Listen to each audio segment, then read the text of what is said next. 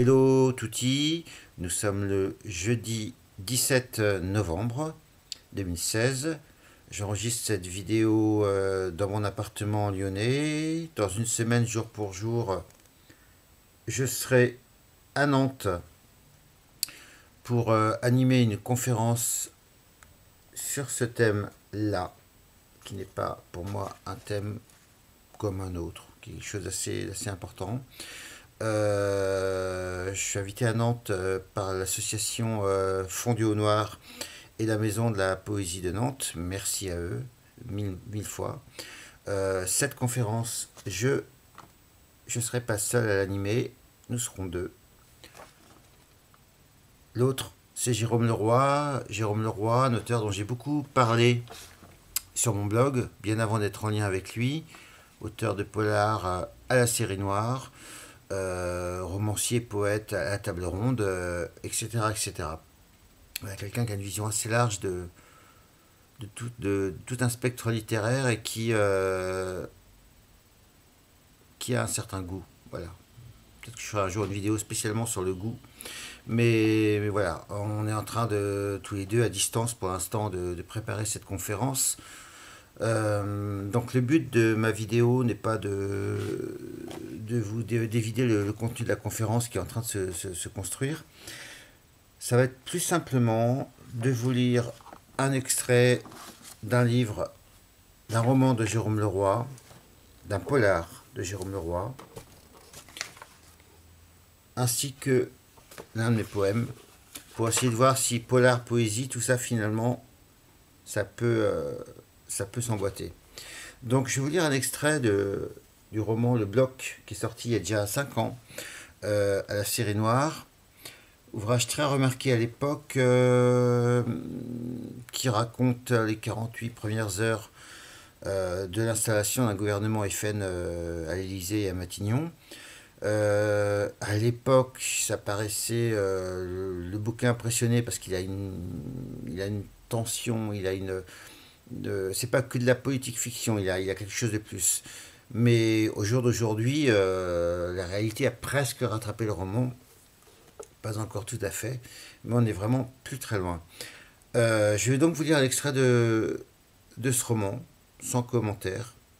Et puis après, je vous lirai un de mes poèmes.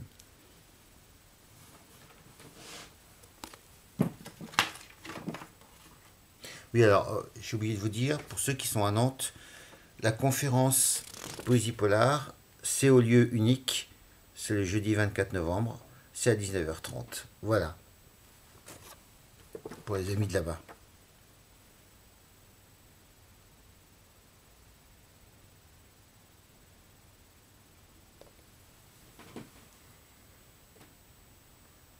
C'était Brou qui conduisait. Il avait une Fiat Polski verte, une vraie caisse à savon, qui n'avait aucune tenue de route. L'habitacle puait le tabac et l'alcool. Tu montas à l'arrière avec Simon. Le CRS était le seul du groupe à avoir une carrure encore plus impressionnante que la tienne. C'était un garçon mélancolique qui vivait tout le temps à la caserne de Darnétal, contrairement à nombre de ses collègues. Il en devenait populaire, car il était toujours prêt à rendre service pour les astreintes du week-end ou des jours fériés.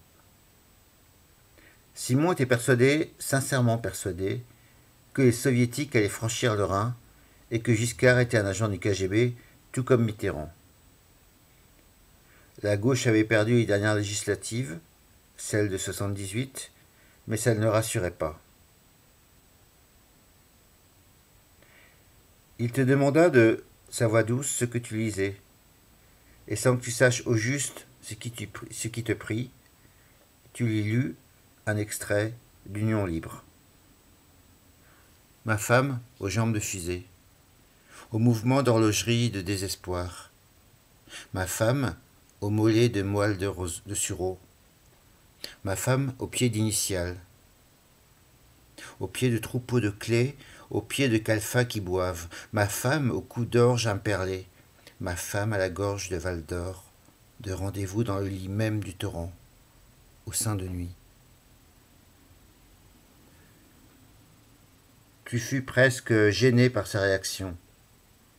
Là, au milieu des clients, du bruit de la rue qui couvrait brièvement la conversation, les yeux du CRS s'étaient emplis de larmes et il répétait mécaniquement: Qu'est-ce que c'est beau! Qu'est-ce que c'est beau! Qu'est-ce que c'est beau! Depuis, tu lui prêtais ou lui offrais très régulièrement de la poésie. Après Breton, ce fut Alcool, qu'il aima moins, René Char, qu'il n'aima pas du tout, Verlaine, Rimbaud, Musset. Inexplicablement, Simon eut une véritable passion pour Michaud dont il ne se lassait pas, bien qu'il t'ait demandé de garder cette dilection secrète. Ils vont se foutre de ma gueule, et que tu n'aies rien dit, cela finit par se savoir. Voilà, c'est un très bref extrait du bloc. Toujours délicat, difficile de lire de la prose. Voilà. Sur mon blog, vous trouverez d'autres extraits des différents ouvrages de Jérôme Leroy, notamment qui parlent de poésie, justement, tout en étant souvent des polars. Pour finir, je vais vous lire un extrait d'un de mes recueils de poèmes, Angelure, où il est question de Pierre Signac, merveilleux auteur de romans noirs publiés chez Rivage et chez d'autres éditeurs. Voilà, Pierre Signac.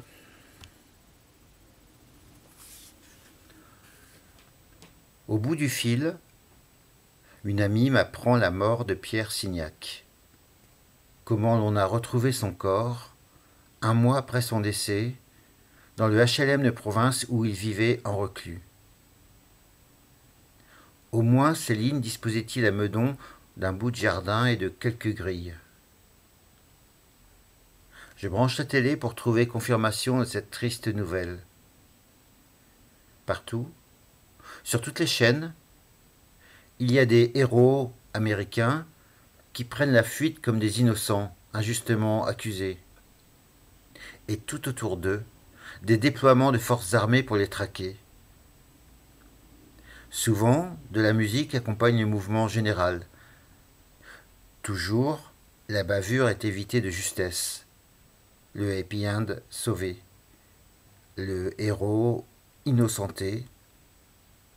Le méchant qui a violé un bus scolaire tout entier, haché menu. Je ne vois pas pourquoi cela changerait. Voilà, donc pour les gens qui seront dans la région de Nantes, rendez-vous jeudi 24 novembre au lieu unique. Voilà, il sera question de Claude Pirotte, François Villon, James Ellroy et tous les autres. À bientôt.